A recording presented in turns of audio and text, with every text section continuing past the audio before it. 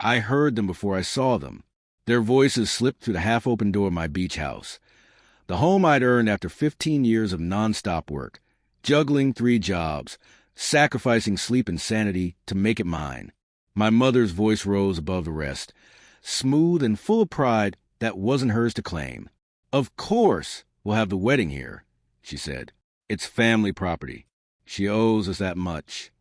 I stopped mid-step in the hallway, invisible but burning. My sister giggled. My aunt agreed eagerly. They spoke of flowers, tables, and guest lists like I wasn't the one who paid for the roof over their heads.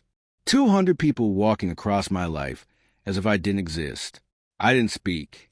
I stepped back, silent and unseen, letting their words echo where respect should have been. They had no idea I'd come home early. No idea I was standing right there, listening.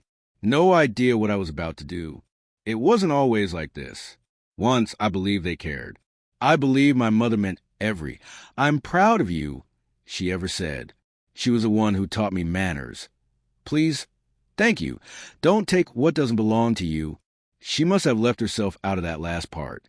When I bought the house, a $1.5 million escape from the noise and chaos of family drama, she called me her miracle, told me I saved the family's name, said I should never forget where I came from. I thought she meant humility. She meant obedience. The change came slow. A weekend visit became a month. A small request became an expectation.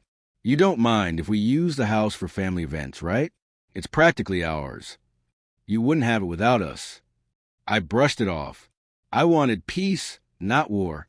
But betrayal rarely shouts. It whispers first. It began to show last winter.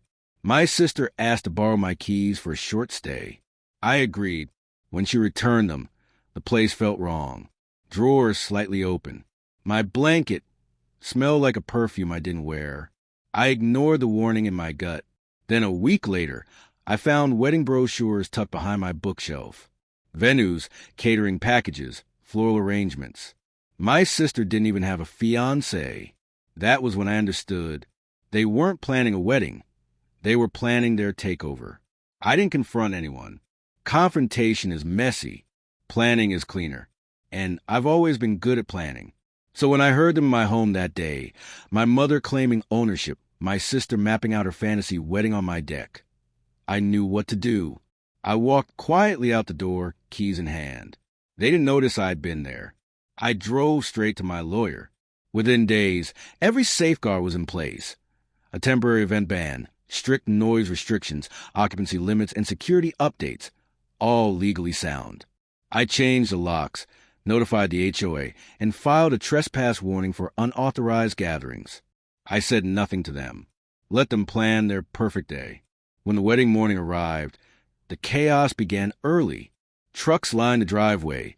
Music thumped from rented speakers. Pastel-dressed guests crowded the sand.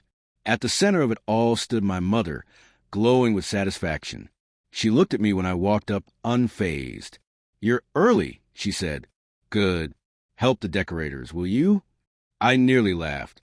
Instead, I stepped aside. Behind me, 2 police cars rolled up, lights flashing against the bright morning. My mother's smirk faded. The officers approached calmly. "Ma'am," one said, "this event is unauthorized. The homeowner has filed a notice. Everyone needs to leave the property immediately." My sister's face fell, confusion twisting into shock. "What do you mean unauthorized?" Mom said. Mom spun toward me, fury breaking through her poise. "How dare you embarrass us like this? This is family property." I looked at her, really looked, and realized I didn't feel anything anymore. "It's my house," I said quietly. "You don't get to steal from me just because we share blood."